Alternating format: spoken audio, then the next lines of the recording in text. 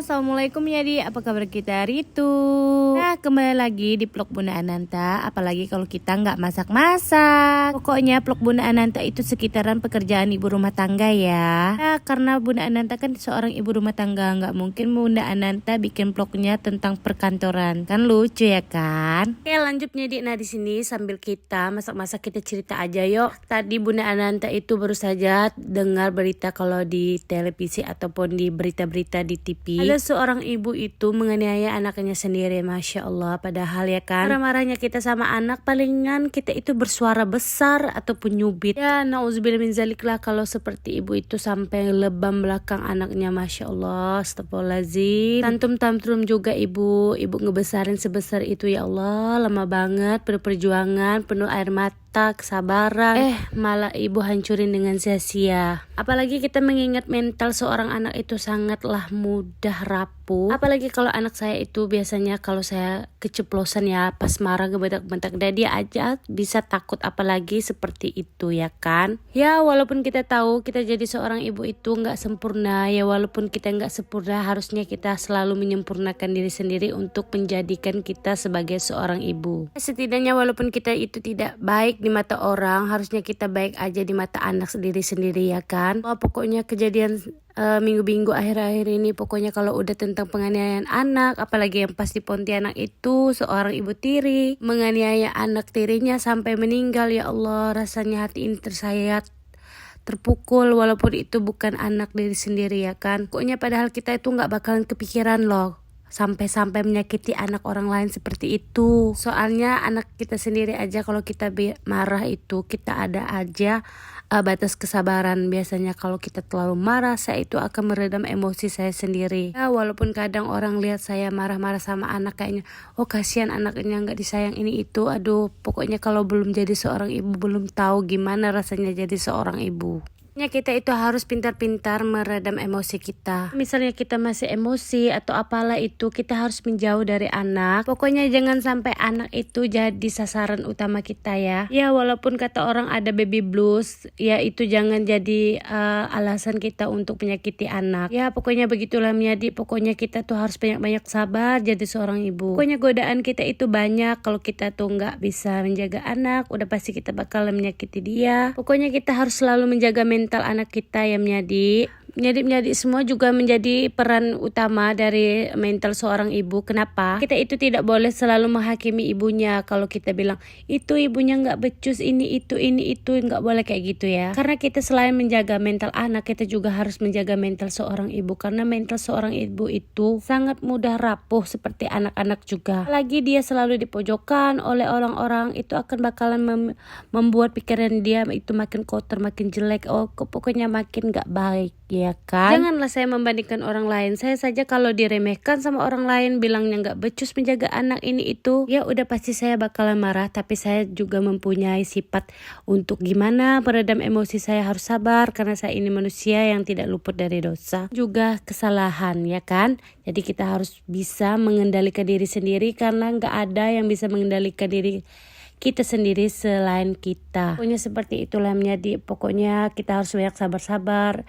Kita hidup di dunia ini bukan cuma kita sendiri, tapi banyak orang, ribuan orang yang ada di dunia ini. Jadi pokoknya kita harus bisa mengatasi diri kita sendiri dari goda-godaan para setan yang terkutuk. Karena nampak setan itu nyata, apalagi berwujud manusia ya kan. Nah oke, lanjutnya setelah kita bercerita seperti ini, pokoknya dari sekarang ayolah kita menjaga perkataan kita, sikap kita, perilaku kita, pokoknya semua yang harus kita jaga. Apalagi kalau kita menyakiti hati orang-orang terdekat seperti orang tua, suami, saudara, keluarga, tetangga.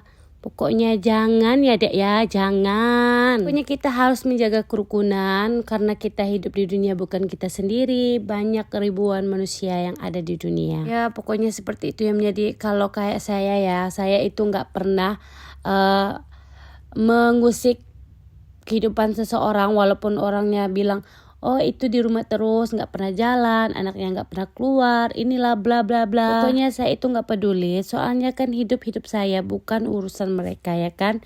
mereka mau ngomong seperti apa nggak apa-apa, yang penting kita nggak merasa dan tidak marah. Pokoknya kita itu harus ada menanamkan rasa bodoh amat, ya kan, walaupun nggak terlalu bodoh-bodoh amat, tapi nggak apa-apa, yang penting kita menjauhi sifat-sifat yang kayak gitu ya. Nah oke, lanjutnya kayaknya udah kayak gitu aja cerita Bunda Ananta, soalnya capek juga ya bercerita ngoceh nggak penting seperti itu, karena belum tentu ada yang nonton sampai habis video ini, soalnya ya begitulah manusia, iya. Saya juga kalau video orang itu nggak menarik, saya juga nggak bakalan nonton sampai habis. Ya mungkin itulah kata orang itu adalah hidup timbal balik, ya kan. Nah adik di sini saya masak sambal terong tulis sama terong bulu. Pokoknya di sini saya masak cepet-cepet, soalnya saya di sini nawarin abang saya pas dia tuh kan belum makan. Saya bilang makan bang, padahal saya itu belum masak loh. Ya udah cuci tangan, katanya udah ada masakannya. Saya bilang itu belum. Kok bisa-bisanya ya saya bilang makan, padahal saya itu belum masak loh. Nah makanya di sini saya masaknya kebut-kebut biar cepat masak. Berhubung ini udah mau maghrib, soalnya abang saya itu mau sholat maghrib. Nah jadi ya itulah, saya harus cepat-cepat masak biar kita bisa menikmati masakan Bunda Anda yang sangat enak. Ya menurut kalian sih nggak enak, kalau menurut saya itu enak banget. Karena ini ada ciri khas cita rasa masakan kampung yang bakalan dirindukan para anak-anak rantauan yang ada di luaran sana. Gak sih, aduh capek juga ya ngoceh sampai 7 menitan. Gimana kalian gak bisa nge-like sih, ngomen itu gak bisa ya. Pokoknya tolong ya like banyak-banyak, soalnya Bunda Ana tuh capek ngoceh terus kayak gini. Capek juga, capek. Tapi nggak boleh ngeluh ya. Namanya juga kita harus konten kreator, kita harus buat video semenarik mungkin biar banyak pemirsa yang menonton dan para suhu-suhu mampir ke tempat Bunda Ananta. Nah, karena Bunda Ananta tuh masih mengejar pengikut ya, soalnya masih sedikit, tapi nggak apa-apa. Sementara ini masakan kilat Bunda Ananta siap disantap sama saya, adik saya dan abang saya. Selamat makan menyadik. Terima kasih sudah menonton. Jangan lupa like, share, dan komen video ini ya. Dadah. Assalamualaikum warahmatullahi wabarakatuh. Jangan lupa bersyukur.